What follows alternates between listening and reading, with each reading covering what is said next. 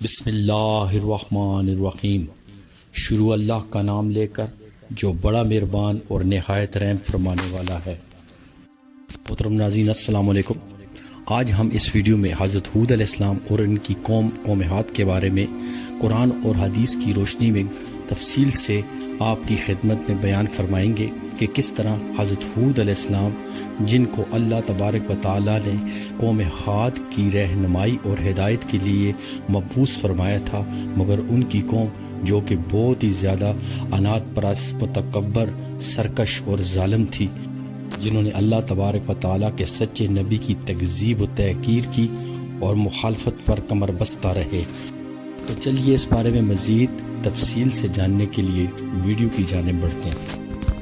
محترم ناظرین، قرآن پاک کی سورہ ہود میں فرمایا گیا ہے، یا قول لا اسألکم علیہ اجر ان اجری الذی فطرنی افلا تعقلون۔ ترجمہ: اے میری قوم، نہیں مانگتا میں تم سے اس تبلیغ پر کوئی اجرت، نہیں ہے میری اجرت مگر اس ذات پاک کے ذمہ جس نے مجھے پیدا فرمایا۔ کیا تم اس حقیقت کو نہیں سمجھتے؟ سیدنا ہود علیہ السلام کی تبلیغ سے چند آدمی ایمان لے آئے۔ اب کفار ان کا مذاق اڑانے لگے اور انہیں تنگ کرنے لگے۔ سیدنا ہود علیہ السلام کی اطاعت سے متعلق ان سے طرح طرح کی باتیں کرتے۔ قرآن مجید نے ان کی باتوں کو اس طرح بیان کیا ہے، یہ تو تم جیسا ہی انسان ہے، تمہاری ہی خوراک یہ بھی کھاتا ہے اور تمہارے ہی جیسے پانی یہ بھی پیتا ہے۔ اگر تم نے اپنے جیسے ہی انسان کی اطاعت کر لی تو بے شک تم سخت خسارے والے ہو۔ کیا یہ تمہیں اس بات سے دمکاتا ہے کہ جب تم مر جاؤ گے اور مٹی اور ہڈیاں بن جاؤ گے تو پھر زندہ کیے جاؤ گے؟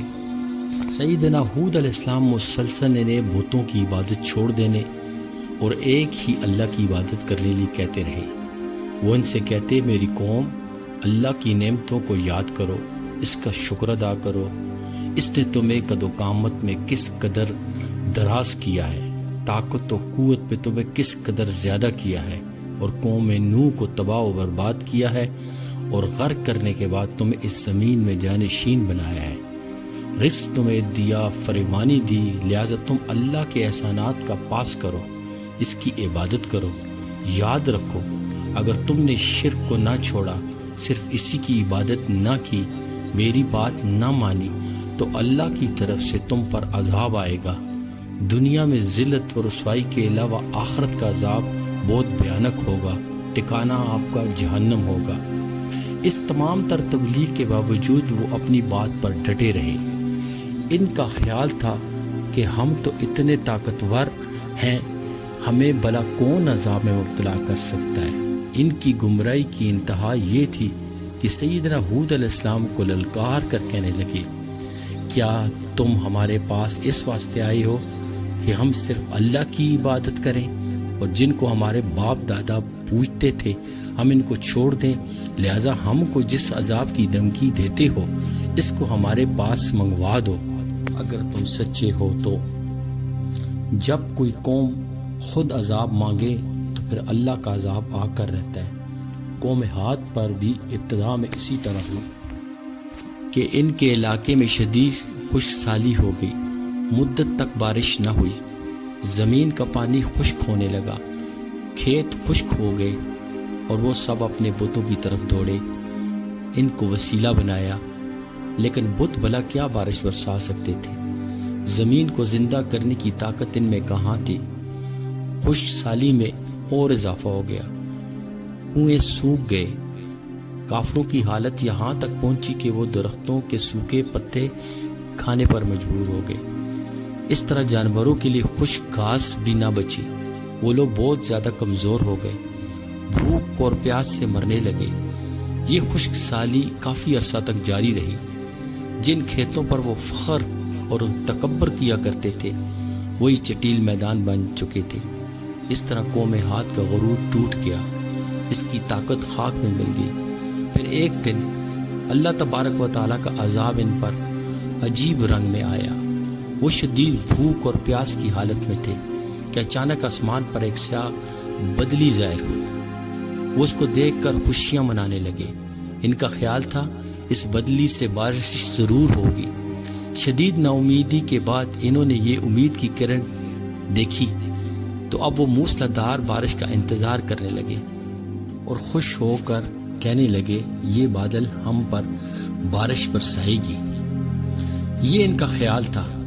اس کے جواب میں اللہ تعالیٰ نے فرمایا بلکہ دراصل یہ بادل وہ چیز ہے جس کی تم جلدی کر رہے تھے، ہوا ہے جس میں دردناک عذاب ہے۔ جس بادل کو وہ بارش برسانے والا خیال کر رہے تھے وہ عذاب کا بادل تھا۔ اس میں بارش نہیں تھی، وہ عذاب تھا جس کو انہوں نے خود مانگا تھا۔ پھر تیز ہوا چلی، بہت تیز، اور وہ ہوا آندھی کی شکل اختیار کر گئی اور طوفان بن گئی۔ اس میں ذرات بھی تھے، اس کی آواز بجلی کی کڑک جیسی تھی۔ یہ ہوا اس قدر شدت کے ساتھ چلی کہ ان کے خیمے اکھڑ گئے، ان کے گھر گر گئے، بلند و بالا محلات زمین بوس ہو گئے، ان کے حیوانات ہوا میں اڑ گئے۔ ہوا نے پہلے انہیں اوپر اٹھایا، بلندی پر لے گئی، پھر زمین پر دے پٹخا۔ ان کی ہڈیاں پسلیاں ریزہ ریزہ ہو گئی، گوشت بکھر گیا اور مردار ہو کر زمین پر آ گرے۔ بڑے بڑے درخت بھی زمین سے اکھڑ کر فضا میں اڑتے نظر آئے۔ اللہ تبارک و تعالیٰ نے فرمایا بالآخر انہیں وعدہ برحق کے مطابق زور کی آواز نے آن پکڑا تو ہم نے ان کو کوڑا کرکٹ کر ڈالا، پس ظالموں کے لیے پھٹکار ہی پھٹکار۔ انہیں پٹاخا تو ان کے سر الگ ہو گئے تھے۔ اللہ تعالیٰ نے اس کیفیت کو یوں بیان فرمایا ہم نے ان پر تند و تیز چلنے والی ہوا منحوس خیر و برکت سے خالی دن میں بھیج دی جو لوگوں کو اٹھا اٹھا کر پٹکتی تھی، گویا کہ وہ جڑ سے کٹے ہوئے کھجور کے درخت کے تنے ہیں۔ بس کیسی رہی میری سزا اور میرا ڈرانا۔ بس وہ منظر بہت ہولناک اور عبرتناک تھا۔ پھر انہوں نے سوچا وہ پہاڑوں اور غاروں میں پناہ لے، لیکن ہوا نے ان کا وہاں بھی پیچھا نہ چھوڑا۔ وہ انہیں غاروں میں سے نکال لائی اور زبردست آندھی مسلسل 7 راتیں اور 8 دن چلتی رہی۔ اس نے سب قافلے کو ہلاک کر دیا، ان کے گھر، ان کے خیمے، سب کچھ ملیا میٹ کر کے رکھ دیا، ان کا کوئی فرد باقی نہ بچا۔ اللہ تعالیٰ اس کے متعلق فرماتے ہیں اسی طرح قوم عاد میں بھی ہماری طرح سے تنبیہ ہے، جب ہم نے ان پر خیر و برکت سے خالی آندھی بھیجی، وہ جس چیز پر گزرتی گئی اسے بوسیدہ ہڈی کی طرح چورا چورا کرتی، اور ہاتھ بے حد تند و تیز ہوا سے غرق کر دیے گئے، جو ان پر برابر لگاتار 7 راتیں اور 8 دن تک بحکم الہی چلتی رہی۔ پوری قوم ہاتھ تباہ ہو گئی، ان کا ایک فرد بھی نہ بچا۔ ان کا سارا غرور خاک میں مل گیا، طاقت پارا پارا ہو گئی۔ وہ عذاب آ گیا جس کی وہ جلدی مچا رہے تھے۔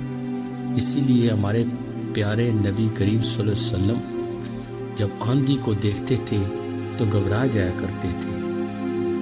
سیدنا عائشہ صدیقہ رضی اللہ تعالیٰ عنہ فرماتی ہیں کہ جب تیز ہوا چلتی تو رسول اللہ صلی اللہ علیہ وسلم فرماتے اے اللہ میں تجھ سے اس ہوا کی بھلائی مانگتا ہوں، اور جو کچھ اس میں ہے اور جو کچھ دے کر وہ بھیجی گئی ہے اس کی بھلائی سے پناہ مانگتا ہوں، اور میں اس کے شر سے تیری پناہ میں آتا ہوں، اور جو کچھ اس میں ہے اور جو کچھ دے کر وہ بھیجی گئی ہے اس کے شر سے پناہ مانگتا ہوں۔ سیدنا عائشہ رضی اللہ تعالیٰ عنہ فرماتی ہیں جب آسمان پر بادل چھا جاتے تو نبی کریم صلی اللہ علیہ وآلہ وسلم کے چہرے کا رنگ تبدیل ہو جاتا۔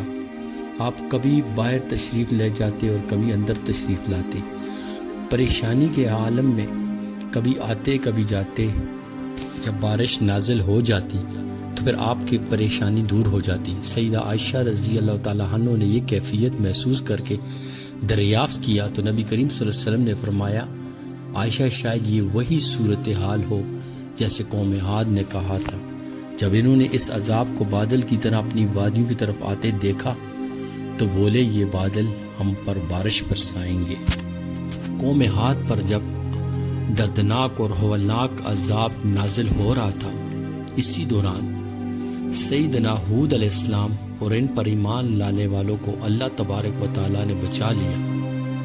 اللہ تعالیٰ نے اپنے ماننے والوں پر مہربانی کی۔ ہوا جب ان کے پاس سے گزرتی تو بالکل نرم ہو جاتی تھی۔ کافروں کے لیے یہی ہوا عذاب تھی اور مومنوں کے لیے یہی ہوا رحمت تھی۔ جب ہوا رک گئی اور تمام کافر مارے گئے تو مسلمان اپنے گھروں سے نکلے۔